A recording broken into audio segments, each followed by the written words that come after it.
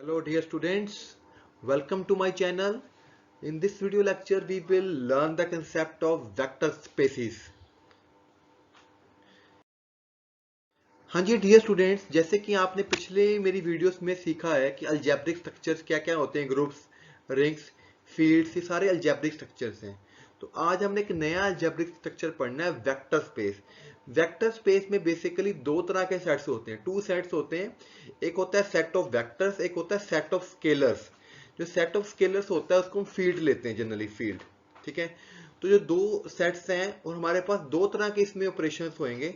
One is internal composition होगी on the set of elements of V and other is external composition on the elements of V by the elements of F। यानी कि vector space की जगह definition समझनी है तो इसमें दो तरह की कंपोजिशन को आपने सीखना है, internal composition and external composition. तो दोनों डिफाइन कर लेते हैं एक बारी। What is internal composition? Let A is any non empty set, then any mapping F A cross A से लेके ए तक जो की मैपिंग होगी उसको हम बोलेंगे इंटरनल कंपोजिशन। ठीक है, इसके हमने कई बार एग्जांपल भी पढ़े, जैसे कि ये मैपिंग है आर क्रॉस आर से आर। तो दो एलिमेंट लिए रियल नंबर्स के एक्स कोमा वाई, तो हमारे पास एक नया एलिमेंट आया जो रियल नंबर्स में गया जा रहा है। मतलब कि इंटरनल कंपोजिशन में जो मैपिंग है वो सेम सेट पे ही लगेगी और आंसर भी सेम एलिमेंट में ही जाएगा। ठीक है जी। पर जो एक्सटर्नल कंपोजिशन होती है, एक्सटर्नल कंपोजिशन में अगर कोई सेट ए है तो एक सेट, उसमें एक सेट एक एफ भी आएगा जो ए के एलिमेंट के ऊपर लगेगा। यानी कि external composition on set A bye elements of F. यानी कि एक सेट ए है उसके ऊपर एफ के एलिमेंट्स ऑपरेट करेंगे, ऑपरेट करने के बाद जो नया एलिमेंट बनेगा दोबारा सेट ए का ही आएगा। ठीक है, इस तरह की कंपोजिशन को हम बोलते हैं एक्सटर्नल कंपोजिशन। ये दोनों कंपोजिशंस वेक्टर स्पेस की डेफिनेशन में आती हैं। देखिए,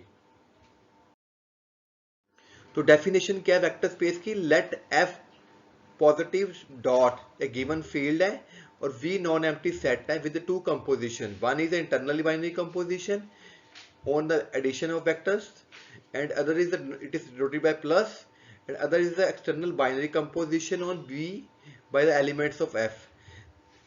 ठीक है, तो V is called vector space। जो हमारा given set है इसको हम वेक्टर स्पेस बोलते हैं जनरली ओवर फील्ड F। जब भी आप किसी वेक्टर स्पेस के बारे में बात करोगे आप बोलोगे कि V is a vector space over the field F। ठीक है, हमेशा ऐसे ही लिखेंगे हम, V is a vector space over the field F।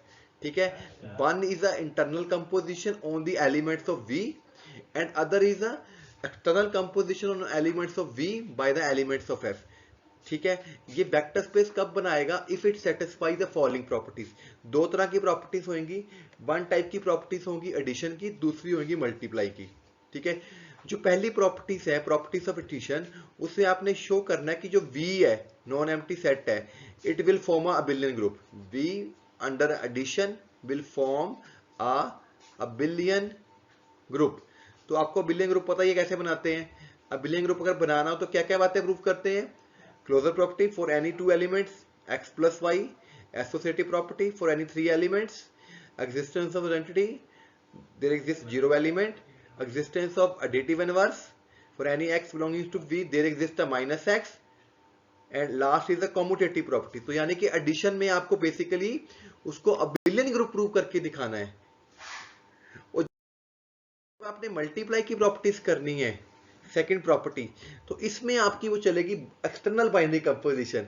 वो कैसे लगेगी? यानी कि x के एलिमेंट्स पे जो x एलिमेंट है V का, उसके साथ अल्फा बीटा एलिमेंट्स आ जाएंगे फील्ड के एलिमेंट, और उन दोनों की आपस में कंपोजिशन होगी। जैसे पहली प्रॉपर्टी है for alpha is a scalar belongings to F and x belongings to V, तो दोनों को जो मल्टीप्लाई करेंगे वो V में जाएगा। ठीक है, second property multiply की for two elements alpha beta belongings to F, x belongings to V, we have this one, alpha plus beta times x will equal to alpha x plus beta x।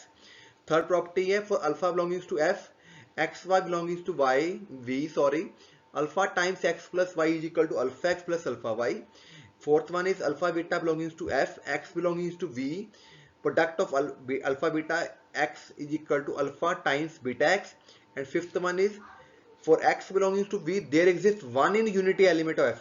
One में एक unity element होएगा, so that 1 into x is equal to x. तो 5 properties multiply की है students, 5 properties आपके पास है addition की। Addition में तो आपको बिलियन ग्रुप करना है और उसमें सिर्फ वी के एलिमेंट्स ही लेने हैं आपने, पर जब आपने मल्टीप्लाई की प्रॉपर्टीज करनी तो वहां पे आपने अल्फा बीटा लेने एफ के एलिमेंट फील्ड के और वेक्टर स्पेस के एलिमेंट एक्स वाई लेने। तो ये 5 प्रॉपर्टीज आप याद करनी पड़ेंगी आपको, ठीक है, जैसे लिखी वैसे ही प्रूव करनी है आपने। It is a definition of vector space. Now we will do some examples.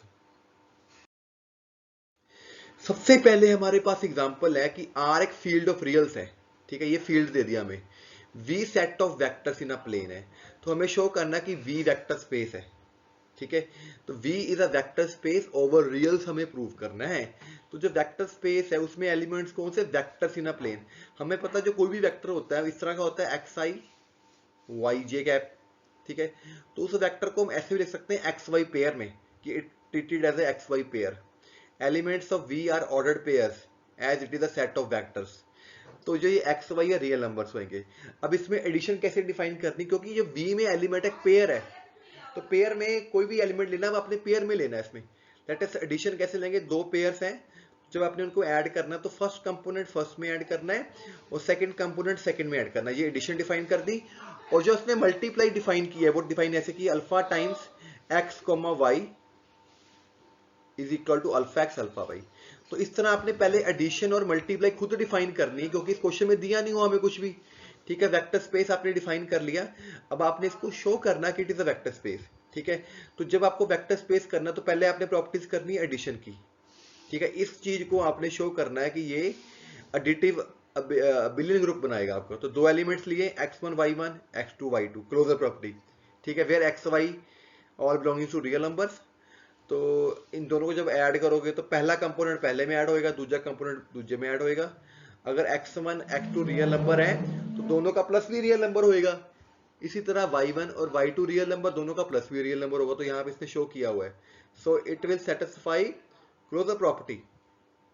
Second क्या है हमारे पास, एसोसिएटिव। तो वो तो आपको आता ही है, तीन चीजें लेंगे x1 y1 x2 y2 x3 y3। तो पहले इन दोनों को प्लस कीजिए, थर्ड वन ये ले लीजिए। तो कंपोनेंट वाइज आपने प्लस करना है, ऐसे प्लस हो गया, फिर थर्ड कंपोनेंट ऐड कर दिया, फिर उसने ब्रैकेट को थोड़ा सा इधर कर दिया। तो सेटिंग करके आप ये प्रॉपर्टी प्रूव कर सकते हो। It is very easy to prove. Now we have additive identity. तो अगर आपके पास एक्स वाई पेयर है वी में तो उसके कॉरेस्पॉन्डिंग 0 0 वेक्टर होएगा।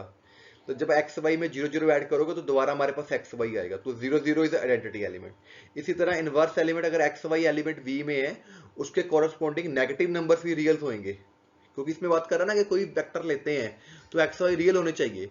तो अगर एक्स वाई रियल है तो नेगेटिव भी रियल नंबर्स ही होंगे, ठीक है। जब एक्स वाई में माइनस एक्स माइनस वाई जोड़ोगे तो दोबारा आंसर उसका 0 0 ही आ जाएगा। So it is a additive inverse. Commutative is very easy. If you take two elements x1 y1 x2 y2, add them, then reshuffle, उनको आगे पीछे कीजिए तो we get this thing. अब हमारे पास है properties of multiplication. तो जैसे मैंने आपको वहां पर डेफिनेशन में बताई थी वैसे ही लिखनी है। पहली property alpha belongings to R, और जो v का एलिमेंट लेना वो क्वेश्चन के अकॉर्डिंग लेना है। अब यहाँ पे पेयर्स है हमारे पास एक्स वाई, तो वहां पे पहली प्रॉपर्टी थी x alpha x is equal to alpha x will belongs to V. तो अगर अल्फा आर फील्ड का एलिमेंट है एक्स वाई वेक्टर स्पेस का, दोनों को मल्टीप्लाई कर दो, ठीक है। तो एलिमेंट कैसे बना, अल्फा एक्स अल्फा वाई, दोबारा पेयर में चला गया तो दोबारा वी को बिलोंग करने लग गया। दूसरी प्रॉपर्टी थी alpha times x plus y, तो एक पहला एलिमेंट प्लस दूसरा एलिमेंट, ठीक है। तो अंदर पहले ऐड कर लो, ठीक है, फिर अल्फा दोनों से मल्टीप्लाई हो गया, ठीक है, फिर दो हिस्सों में ब्रेक कर लो, फिर उसने इसको पूरे पेयर को दो हिस्सों में ब्रेक कर लिया, ठीक है ना। देखो ऐसे है ना ये आपके पास, मतलब कि अगर ऐसे है ये पेयर है, इसको दो हिस्सों में ब्रेक कर लिया, क्योंकि जब इनको प्लस करोगे तो ऐसे ही बनेगा बैक स्टेप, ठीक है। इसमें से अल्फा कॉमन ले लिया, इसमें से अल्फा कॉमन ले लिया, तो अल्फा टाइम्स ये बेसिकली ये प्रॉपर्टी पता क्या है आपकी, अपने वहां पे डेफिनेशन पड़ी थी, अल्फा टाइम्स वहां था alpha times x plus y is equal to alpha x plus alpha y. तो क्योंकि यहाँ पे हमने एक्स वाई नहीं ले रहे, हम पेयर ले रहे हैं, तो थोड़ा ध्यान से करना है। थर्ड प्रॉपर्टी थी अल्फा प्लस बीटा टाइम्स, ठीक है, एक्स प्लस वाई, तो एक्स कमा वाई। तो ये प्रॉपर्टी वहां पे हमने ऐसे की थी, हमने alpha plus beta x definition में alpha x plus beta x ये शो करना है आपने। तो क्योंकि यहाँ पे जो हमारा एलिमेंट है वो पेयर में है, ठीक है, ये पहले पूरे इससे मल्टीप्लाई होगा, पूरा इससे मल्टीप्लाई होगा, 2 में ब्रेक किया, आफ्टर दैट उसने पहला पहला कंपोनेंट अलग कर दिया, तो ऐसे प्रूव हो गया आपका। ठीक है, फोर्थ प्रॉपर्टी है alpha beta times x y, ठीक है, दोनों को अंदर मल्टीप्लाई कर दिया, फिर ब्रैकेट सेटिंग कर ली, प्रॉपर्टी के अकॉर्डिंग काम करना। पंजवीं प्रॉपर्टी 1 लेना है आपने, रियल नंबर 1 एलिमेंट होता ही होता है फील्ड में, ठीक है, 1 को उससे मल्टीप्लाई करोगे सेम ही एलिमेंट आ जाएगा। So we say that V is a vector space over real numbers. तो वेक्टर स्पेस का ये मतलब है it should be additive abelian group and it should satisfy properties of multiply under the field F. ठीक है जी, तो thank you very much students for watching my video. Signing off doctor Gaurav Verma.